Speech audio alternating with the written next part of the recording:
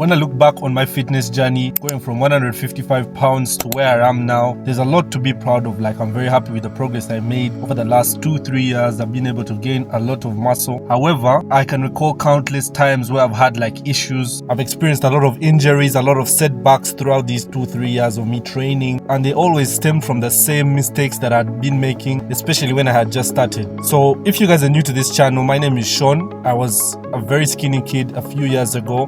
I made a decision to start training, to get into the gym, to get in shape, and 2-3 years later, this is how I'm looking now. I'm very happy with the progress I made. So going back to what I was talking about at the beginning, I faced a lot of injuries, I faced a lot of setbacks in my fitness journey. Usually they were stemming from things that I thought were helping me build muscle faster, things I thought I was doing correctly, when in turn they were actually harming my progress, setting me back months and months, and they were just not doing anything for me. So in this video, I'm going to break down basically some of the things that I feel had the biggest impact on my fitness journey in a negative way. So if you're a skinny guy that's watching this video and you want to get into the gym, you want to start building muscle, or if you're just a beginner who just wants to get into the gym and avoid things like injuries and setbacks and all these things, then these 3 things that I'm going to mention in this video are going to be vital for you. So one of the biggest mistakes that I look back on now and regret is rushing into supplementation too early. Now, before all the supplement people start getting rattled in the comments and stuff like that, I'm not saying that supplementation is bad.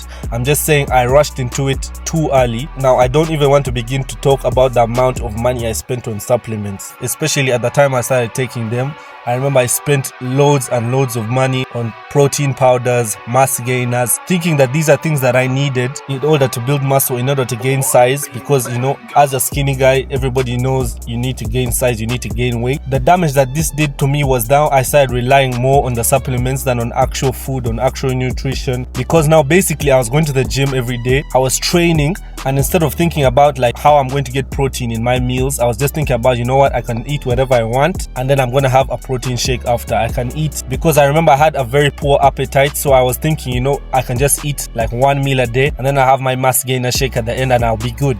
That's the damage that it did to me. And I guess the mistake that I made was replacing natural food with supplements. That is something you guys should avoid, especially if you're just a skinny guy, you're trying to get into gaining weight, into build muscle, you're trying to get into lifting. Don't replace natural food with supplements, especially early on. Your body needs those natural food, it needs those natural nutrients to actually build a foundation, to actually build muscle, to fuel your workouts and things like that. Right, so the next mistake I made is copying people's programs. Now guys, as I said at the beginning, I never had a coach, I never had anyone, telling me how I should train, what exercises I should do, how many reps I should do, and all these things.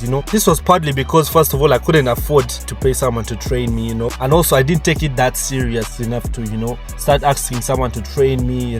I didn't want someone to hold me accountable for my progress, in the sense that this affected my programs, this affected my training, because now I had basically based my whole training regime off people I'm watching off YouTube. I would see, like, for example, I used to watch Alex Eubank a lot. I would copy his exact split and think that, if I copy his split, I'm gonna look like this guy. If I copy this person's split, I'm gonna look like them. First of all, these people are on steroids. Most of these people who are watching on YouTube are not natural at all, and so the training that they do, your body is not gonna be able to replicate that same intensity. Your body is just not gonna be able to do it, especially if you're just a beginner, if you're just a skinny guy starting out in the gym. For example, I remember I was copying one of this guy's workout split. This guy was doing a 6-day, 5-day split. If you are a beginner in the gym, there is no reason as to why you need to be training 6 days a week, why you should be training your back, your shoulders, and your chest on the same day. This caused me to be sore. I was literally, after like 4 days of training, I'll literally be so sore, because I'm doing too much. Maybe I'm doing too many reps, I'm doing too many movements in one workout. I'm copying someone else's routine that's not tailored to my body. This person is probably on steroids that allows them to recover faster than me. I'm not taking any of these things, and so my body was just getting beat down, and I feel like this held me back really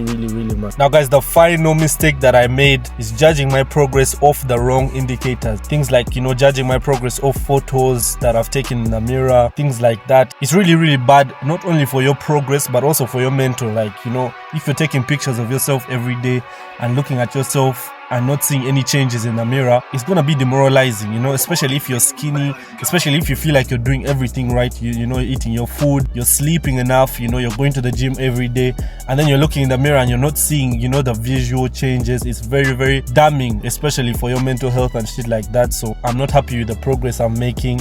Yet it's just been like, what, 3 months, 2 months in the gym.